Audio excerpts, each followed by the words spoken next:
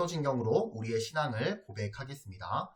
전능하사 천지를 만드신 하나님 아버지를 내가 믿사오며 그 외아들 우리 주 예수 그리스도를 믿사오니 이는 성령으로 잉태하사 동정녀 마리아에게 나시고 본디어 빌라도에게 고난을 받으사 십자가에 못 박혀 죽으시고 장사한 지 사흘 만에 죽은 자 가운데서 다시 살아나시며 하늘에 오르사 전능하신 하나님 우편에 앉아 계시다가 저리로서 산자와 죽은 자를 심판하러 오시리라.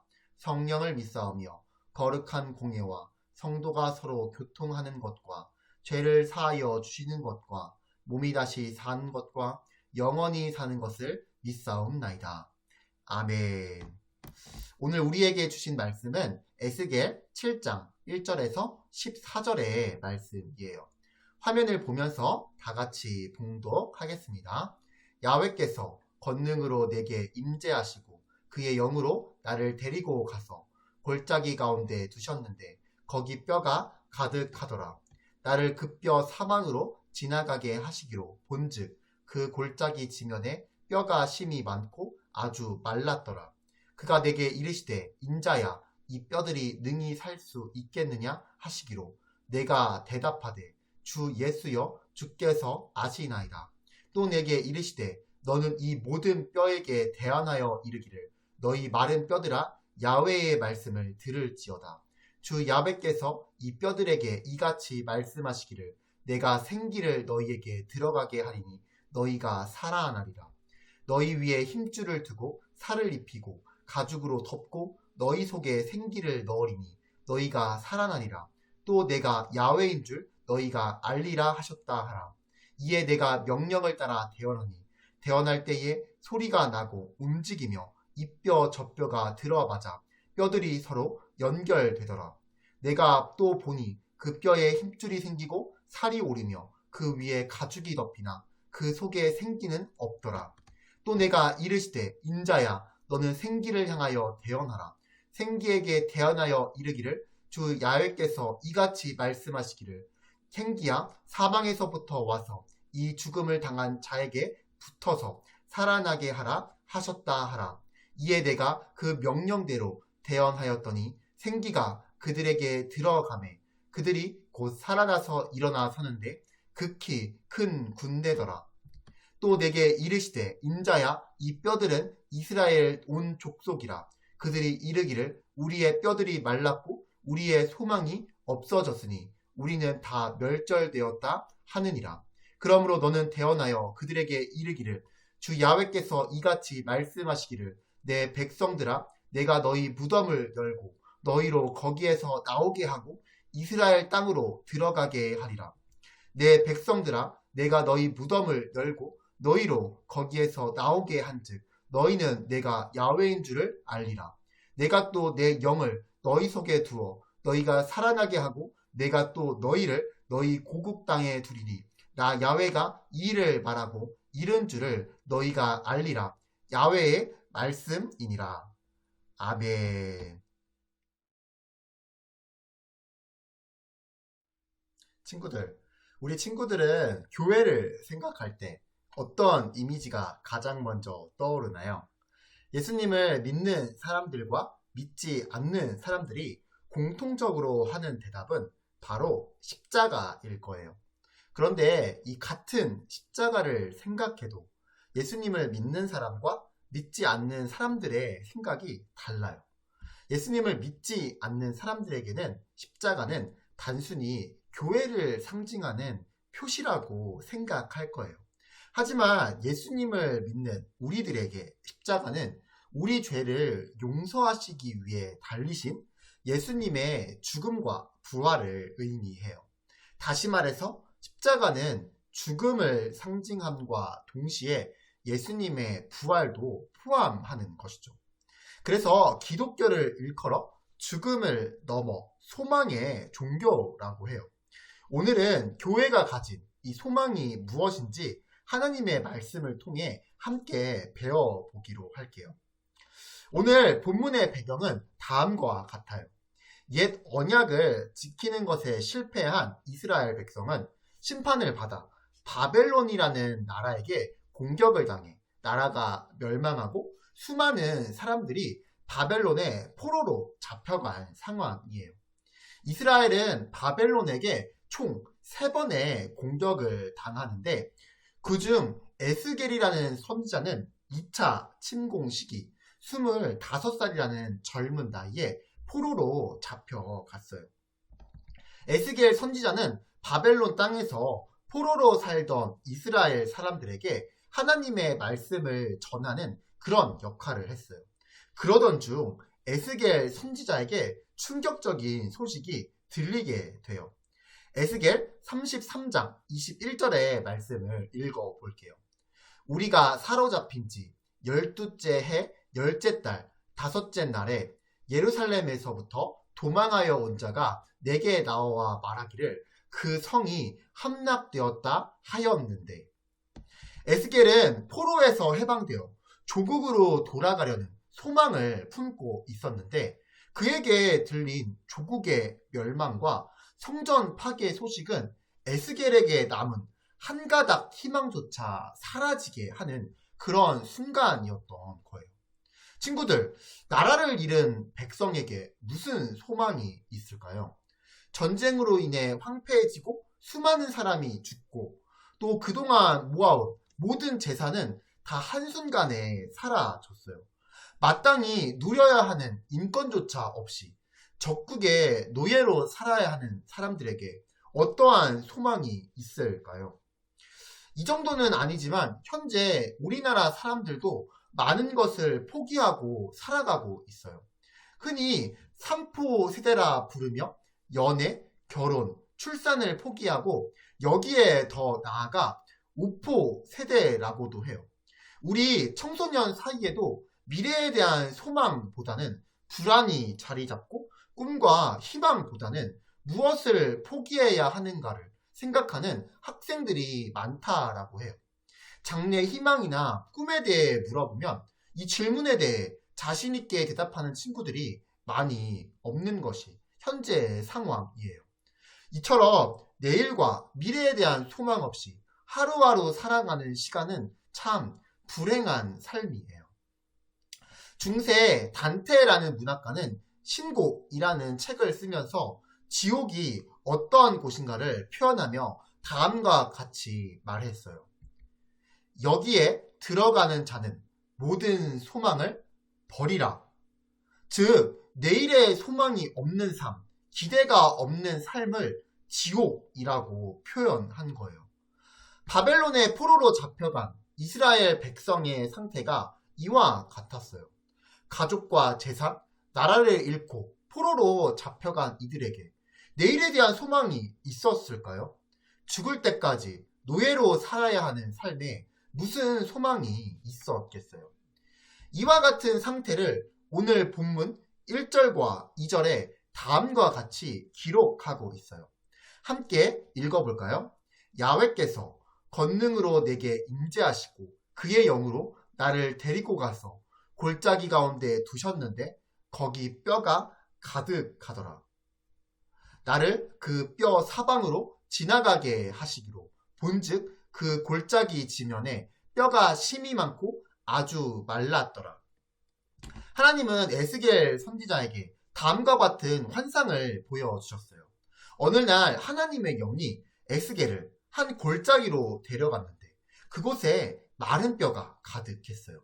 그 뼈의 수가 심이 많고 아주 말랐다고 해요. 이것은 무엇을 의미할까요? 이 마른 뼈는 바벨론의 포로로 잡혀온 이스라엘 백성을 상징해요. 소망 없이 하루하루 살아가는 이스라엘 백성의 상태가 마른 뼈와 같다고 하신 거예요. 마른 뼈들을 바라보고 있는 에스겔 선지자에게 하나님은 다음과 같은 질문을 하세요. 3절의 말씀을 같이 읽어볼게요.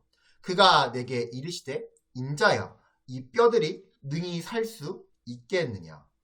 친구들, 하나님이 우리 친구들에게 이와 같은 질문을 하신다면 무엇이라고 대답하겠나요? 이 많은 뼈들이 다시 살아날 수 있을까요? 그런데 놀랍게도 이 뼈들이 다시 살아나요. 7절과 8절의 말씀을 함께 읽어볼게요. 이에 내가 명령을 따라 대언하니 대언할 때에 소리가 나고 움직이며 이 뼈 저 뼈가 들에 맞아 뼈들이 서로 연결되더라. 내가 또 보니 그 뼈에 힘줄이 생기고 살이 오르며 그 위에 가죽이 덮이나 그 속에 생기는 없더라. 하나님의 말씀대로 했더니 어떻게 되었나요? 뼈들이 움직이기 시작해 각기 제자리를 찾아 머리, 팔, 다리가 연결되고 그 위에 힘줄이 생기고 살이 덮였다고 말씀해요. 이것들이 어떻게 가능했을까요? 어떻게 이런 일이 일어날 수 있었을까요? 그 이유는 이 뼈들에게 명령하신 분이 하나님이시기 때문이에요. 친구들, 하나님은 어떤 분이신가요? 하나님은 온 우주를 말씀으로 창조하신 분이세요. 지구에 있는 모든 생물을 지으신 분이세요. 전능하신 분이세요. 그러므로 하나님이 못하실 일은 하나도 없으신 거예요. 하나님이 이루고자 하시는 모든 일은 다 이루어져요. 친구들은 이것을 믿나요? 오늘 말씀에 뼈들이 다시 연결되고 살아나서 사람처럼 되었는데 부족한 게 하나 있었어요. 그것은 8절 하반부에 기록된 생기라고 해요. 생기가 없이 살아난 뼈들은 사람의 모양은 하고 있지만 마네킹과 같이 생명은 없는 상태와 같았어요. 이에 하나님은 다음과 같은 명령을 하셨어요. 9절의 말씀을 같이 읽어볼게요. 주 야훼께서 이같이 말씀하시기를 생기야 사방에서부터 와서 이 죽음을 당한 자에게 붙어서 살아나게 하라 하셨다 하라. 그랬더니 하나님의 말씀대로 생기가 그들에게 들어가서 큰 군대를 이루었다고 말씀해요. 여기에서 생기란 무엇일까요? 이 생기는 하나님께서 처음 아담을 만드시고 그 코에 불어넣으신 것과 같아요. 또 부활하신 예수님이 두려움에 사로잡혀 문을 잠그고 불을 끄고 집안에 모여있던 제자들 가운데 나타나셔서 주신 것과도 동일해요. 그리고 이 생기는 예수님을 믿음으로 목사님과 우리 친구들 안에 들어오신 성령님을 의미해요. 마른 뼈들이 생기를 받았을 때 살아있는 하나님의 군대가 된 거예요. 친구들, 오늘 마른 뼈가 살아나는 이 환상을 통해 하나님은 우리에게 어떤 말씀을 주시는 것일까요? 두 가지로 정리해 볼 수 있어요. 첫째로 소망이 없는 곳에 하나님이 먼저 찾아오신다는 거예요. 이스라엘 백성은 하나님의 말씀에 불순종했고 그에 대한 심판으로 바벨론의 포로로 잡혀왔어요. 나라가 망하고 재산도 다 잃었어요. 평생 바벨론의 노예로 살아야 하는 이들에게 무슨 소망이 있겠어요? 하나님은 불순종한 이스라엘 백성을 심판하시고 그들을 그냥 버리실 수 있었어요. 이스라엘 민족 대신 다른 민족을 선택해서 다시 시작할 수 있으셨어요. 그런데 하나님은 그렇게 하지 않으셨어요. 심지어 이스라엘 백성이 하나님 앞에 자신들의 잘못을 용서해달라고 회개하지 않았음에도 불구하고 하나님은 소망 없이 사는 이스라엘 백성을 외면할 수 없으셨어요. 우리 하나님은 사랑하는 자녀들이 여전히 죄 가운데 살아가고 있을 때에도 먼저 찾아오시는 은혜의 하나님이세요. 소망 하나 없는 그곳에 찾지도 부르지도 않을 때조차도 사랑으로 찾아오시는 하나님이세요. 혹시 우리 친구들 중에 현재 삶에 소망이 없는 친구가 있나요? 미래에 대한 소망이 없는 친구가 있나요? 눈을 들어 하나님을 바라볼 수 있기를 바라요. 그럼 하나님이 소망이 되어주세요. 하나님이 새로운 소망을 주실 거예요. 친구들, 우리 예전에 사랑의 지선아의 저자인 이지선님에 대한 이야기를 나눈 적이 있는데 기억하나요? 현재 한동대 교수로 재직하는 분인데요. 이분은 대학교 4학년 때 친오빠와 함께 차를 타고 가다가 음주운전 차량이 일으킨 6종 추돌 사고로 전신 55%의 3도 화상을 입었어요. 3번이 넘는 대수술을 받으며 몸뿐만이 아니라 마음고생도 상당히 많이 했지요.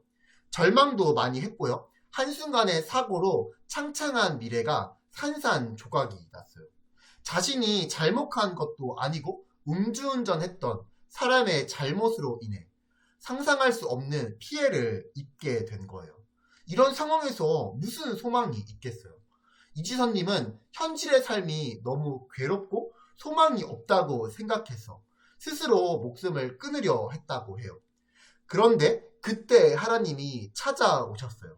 자기 자신도 사랑할 수 없었던 이지선님을 향해 하나님께서 내가 너를 사랑한다. 내가 너를 다시 세워주겠다라고 말씀하셨대요.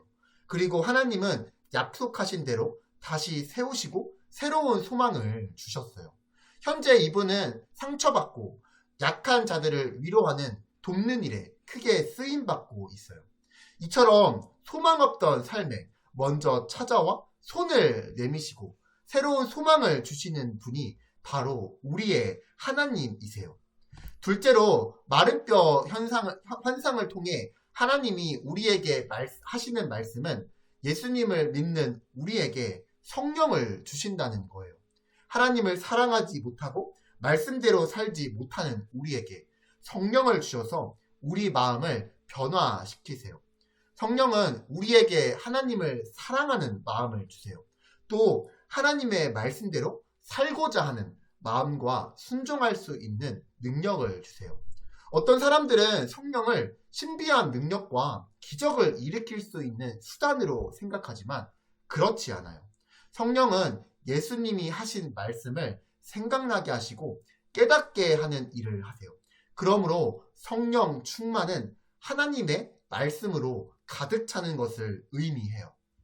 그렇다면 성령 충만하기 위해 우리는 무엇을 해야 할까요?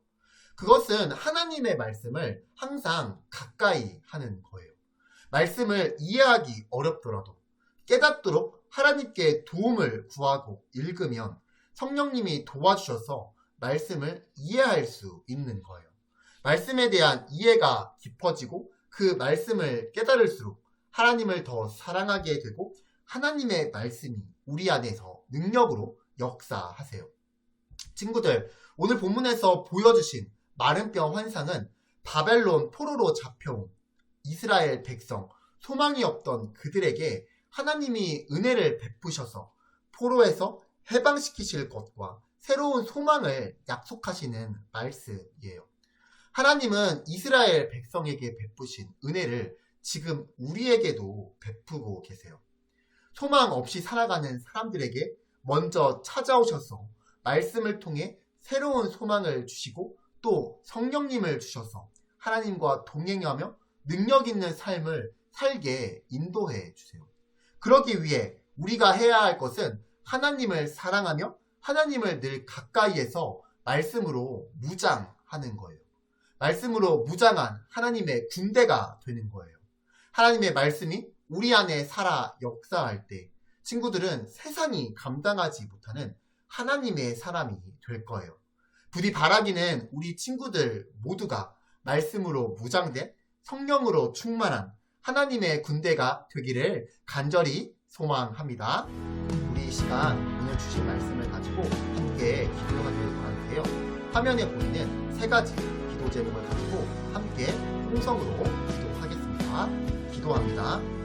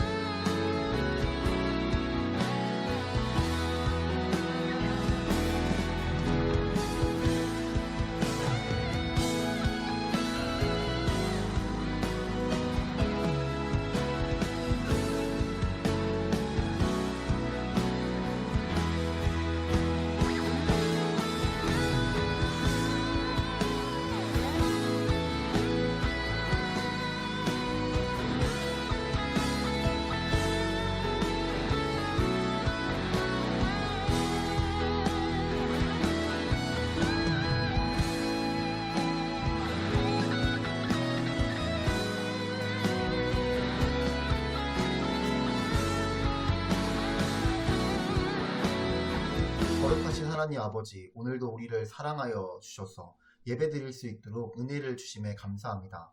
매주 하나님이 기뻐하시는 모습으로 살겠다고 결심하면서도 세상의 유혹에 넘어가 결심을 이기지 못하고 지키지 못하였음을 용서해 주시고 새로운 한 주 하나님이 기뻐하시는 삶을 살 수 있도록 능력을 더하여 주옵소서. 오늘 들은 말씀을 마음에 잘 새기고 들은 말씀에 순종하는 우리 모두가 되도록 인도하여 주옵소서. 예수 그리스도의 이름으로 기도드립니다. 아멘. 주기도문으로 예배를 마치겠습니다. 하늘에 계신 우리 아버지여, 이름이 거룩히 여김을 받으시오며 나라가 임하시오며 뜻이 하늘에서 이루어진 것 같이 땅에서도 이루어지이다. 오늘 우리에게 일용할 양식을 주시옵고 우리가 우리에게 죄 지은 자를 사하여 준 것 같이 우리 죄를 사하여 주시옵고 우리를 시험에 들게 하지 마시옵고 다만 악에서 구하시옵소서. 나라와 권세와 영광이 아버지께 영원히 있사옵나이다. 아멘.